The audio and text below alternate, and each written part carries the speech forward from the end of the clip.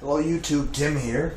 I'm going to make a Scythian-style bow, and rather than start from scratch, you've seen that happen before, why don't we start with a pre-made bow? This shares similarities. The nocks are compatible. I'm going to modify them a little bit to make them a little bit more elegant, but basically, this U3 curved bow, originally 48 inches long, is a suitable stock for a Scythian-style bow. Let's get down to actually making the adjustments that we'll need. First of all, we'll need quite a lot of reflex in the limb, excuse me, in the handle, and then some deflex in the limbs. We'll also need to curve forward the upper limbs and tighten the recurve here.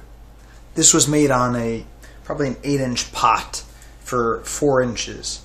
So we'll need to add an inch maybe, 4 or 5 inches total, and recurve it maybe around a soda can, or even better, maybe a coffee mug or something like that. Let's go ahead and do the handle.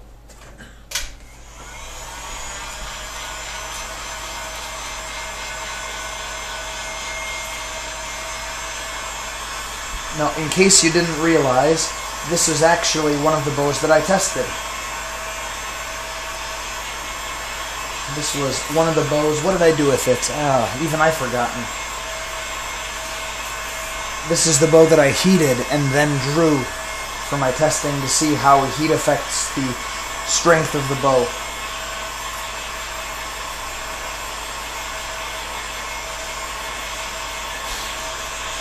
So we're going to be designing it so that it's suitable for about a 26-inch draw maximum. This is a bit on the long side for a Scythian bow, but we'll try and make it look cool and somewhat traditional. If you haven't seen it already, I highly suggest you head over to the PVC archery and crafting community, where we're not only interested in PVC. Ken Holm has made a incredible looking glass laminated Scythian-style bow. It's turned out a little too heavy for its taste, but it looks just killer, incredible. So that's a great inspiration.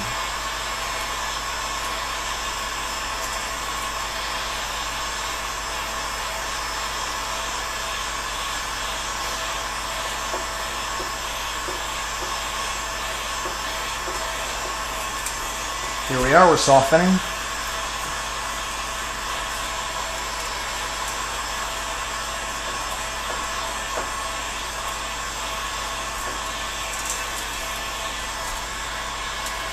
Great.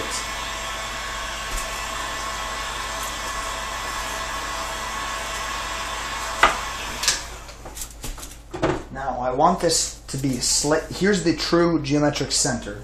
I want this to be a little bit off-center, asymmetrical. Not hugely so, but that's enough, I think. We're still going to have the reflex, but the reflex is going to be centered a little bit lower than normal. Tillering the bow, final tillering will be interesting because of it, but hey, we like challenges.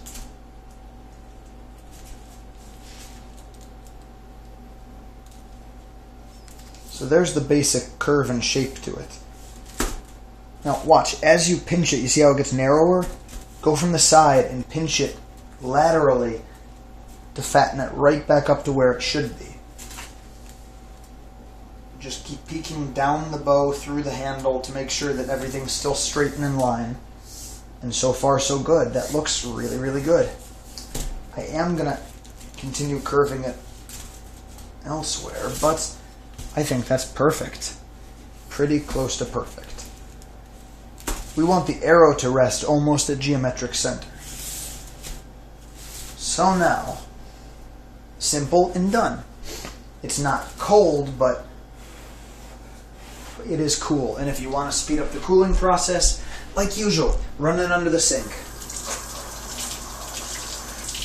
I see no reason why that would cause any harm.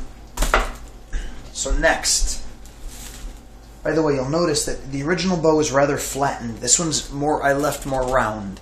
That'll let it bend a little bit more in the handle without taking a set. That can be very useful. And a little bit of set can be a bad thing. And my very short Turkish-style bows even one that was excessively short, it bent a ton and it bent a lot in the handle, but it didn't take any set because it was round. So that's an excellent feature because it's not going to lose a dramatic amount of power over time.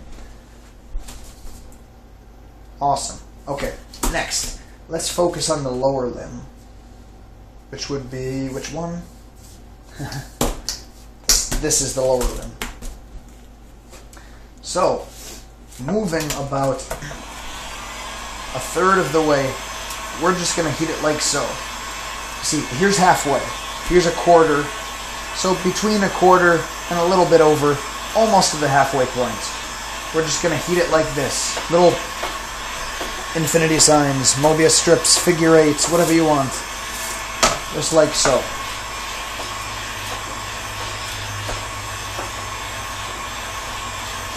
That keeps it from resting in any one spot. You don't want that. That's the worst thing that can happen. And you don't want this to become too hot. You don't want it to start to deform. So be careful. Heat it for a few seconds like this, and then test it. Just test it and see. Okay, it is bending, but it's not bending quite as much as we'd like. So heat it for another few seconds, not minutes, seconds.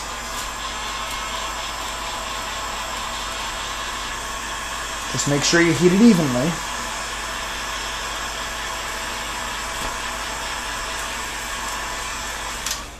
And then do it again. Take it over your knee. Let me make sure I get a glove, just because it is kind of hot. And push down gently.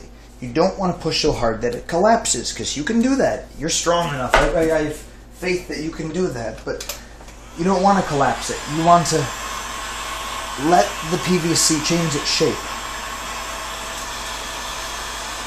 And if you notice it hinging, heat it more around the hinge than the hinge itself. Okay. Try again.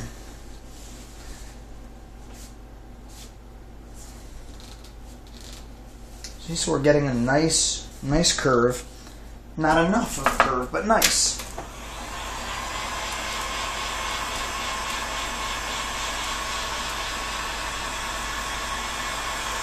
Okay, we're going to heat it again and continue. And we're going to keep on doing that until we're satisfied with the curve. And you're going to focus on one limb until you move to the other, because you don't want to bounce back and forth between the two, chasing one after the other. There's no sense in that. Try and move it like so. You see how I'm moving it along, bending it at different points to try and keep it from developing. See, like here it's too flat. So right in the center of that flat spot, heat it a touch more.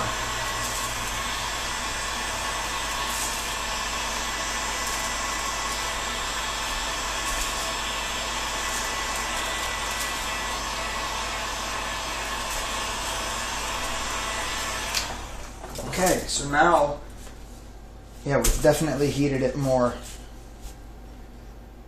Look at that. That's beautiful.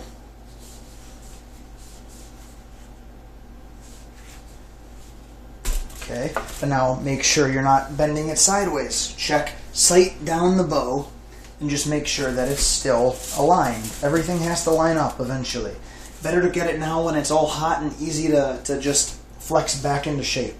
Now, if I increase it, it's going to hinge right there, and we don't want that. So stop.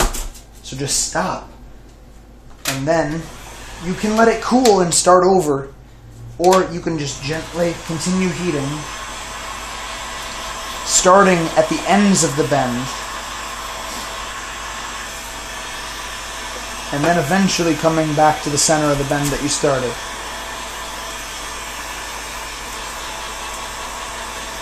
Because those areas were heated less, the center was heated more, that's why it bent.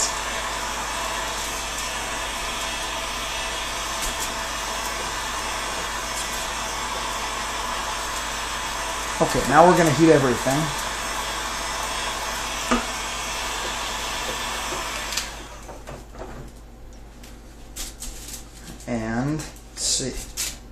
kind of a bend can we get out of this? That looks pretty darn wicked. Okay. I like that. That is definitely enough.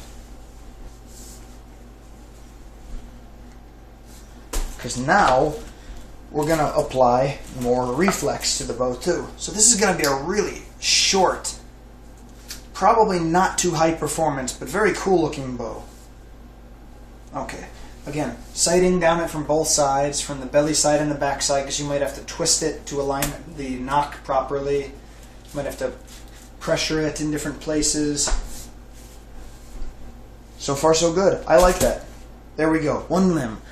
We're going to go ahead and basically do the same thing to the upper limb now. And what I do to match it is I'll set it down on a surface like this. And when it's essentially the handle is horizontal, hard to tell with a bow like this because it's so curvy, then you know you've matched the sides. Even if they're not the same shape, all the parts are in the right spot.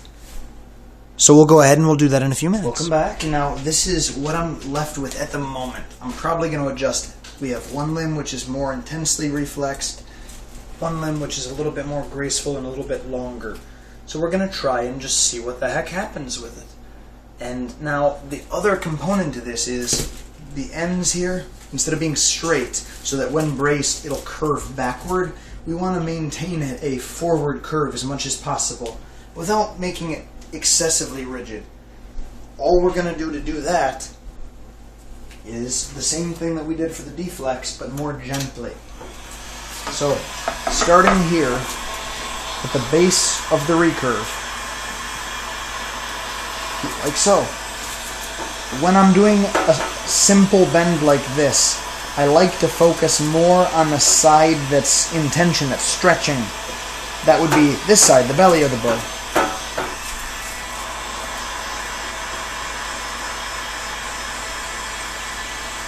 My theory is that the other side bends easier, and that just helps it along.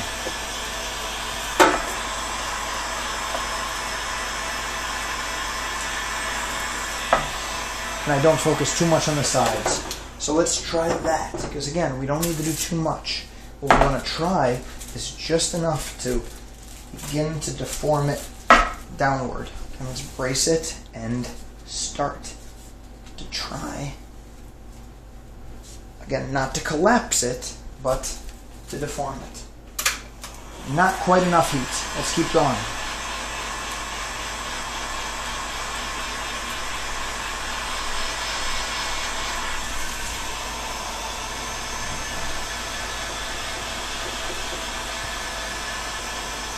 Almost there. And I leave the sides as much as I can, which I feel helps it to retain its shape. Very important when you're performing this kind of procedure. Okay, that should be enough. So let's try it again, and perfect. Concentrate the bend near the tip, although you want it to be recurved throughout, but most extreme near the tip, like so. What do you think? Looks pretty good? Looks pretty good to me. So I'm going to do the same thing over to the other side, and then we're going to call it a day. We can then string it, test it, shoot it, decorate it, and have lots of fun. Thanks for watching this bit. I'll just do this off camera and show you the result.